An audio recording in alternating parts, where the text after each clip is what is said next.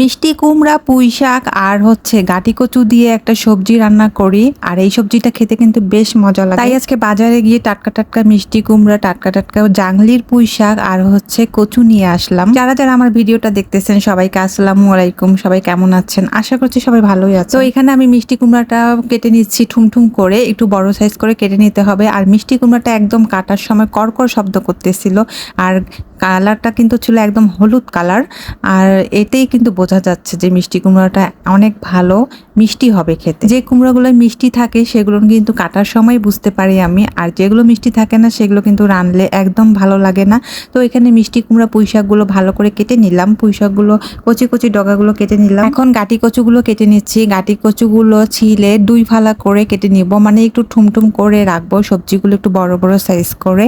আর এই সবজিটা কিন্তু একদম মাখা মাখা হবে, বেশি ঝোল না আবার বেশি শুকনাও না, একটু সামান্য একটু ঝোল মাখা মাখা হবে। এখানে কিন্তু আমি 3টা সবজি দিয়েছি, কোনো আলু অ্যাড করিনি, কারণ অনেকে আলু দিতে চাইলেও দিতে পারেন, কিন্তু আলু তো সবসময় খাওয়া হয়, এই জন্য আমি এখানে এই সবজিগুলো দিয়ে আজকে এই সবজিটা বানাবো।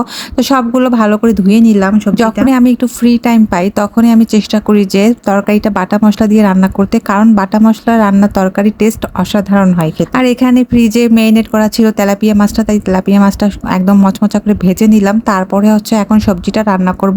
ওই তেলের মধ্যেই হচ্ছে পেঁয়াজ মরিচ দিয়ে দিলাম, তারপরে বাটা মশলাটা দিয়ে ভালো করে কষিয়ে নেব। এখানে আমি জিরা আর হচ্ছে পেঁয়াজটা বেটে নিয়েছি। এই মশলাটা ভালো করে কষিয়ে তারপর এর মধ্যে আমি সবজিগুলো দিয়ে দিব। মশলাটা কিন্তু ভালো করে কষাতে হবে যাতে গন্ধ না থাকে। আর আমি একটু সামান্য পরিমাণ পানি দিয়ে ভালো করে মশলাটা কষিয়ে নেব, কারণ মশলা কষানোর উপরে কিন্তু রান্নার টেস্টটা নির্ভর করে। আর এখানে হচ্ছে মশলাটা কষিয়ে তারপরে আগে কুমড়ো আর গাটিগুলো দিয়ে দিলাম। কুমড়ো গাটিগুলো ভালো করে কষাতে হবে, যেহেতু এগুলো একটু শক্ত, এগুলো আগে একটু সেদ্ধ করে নিতে হবে। কষিয়ে তারপর সামান্য একটু পানি দিয়ে যখন হালকা সেদ্ধ হয়ে আসবে তখন আমি এখানে শাকগুলো অ্যাড করে দিই। তো কচু আর কুমড়াটা কিন্তু একদম হয়ে গিয়েছে, মাখা মাখা একটু পানি দিয়ে কষিয়ে নিয়েছি, এটা হালকা সেদ্ধ হয়ে এসেছে।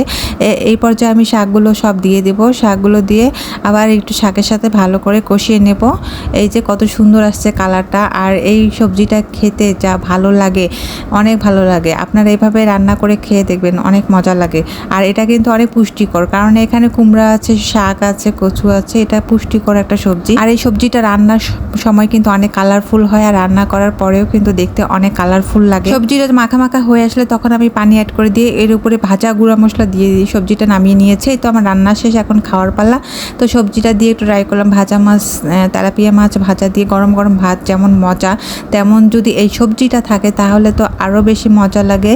সত্যি অসাধারণ টেস্ট হয়েছে সবজিটা। আর মাছ ভাজাটা তো খেতে অনেক ভালো লাগতেছে, যেহেতু একটু টাটকা মাছ ছিল, আর টাটকা টাটকা সবজি দিয়ে ভাত খেতে বেশ মজা লাগছিল। আমার রান্নাটা কেমন হয়েছে সবাই কমেন্ট করে জানাবেন প্লিজ।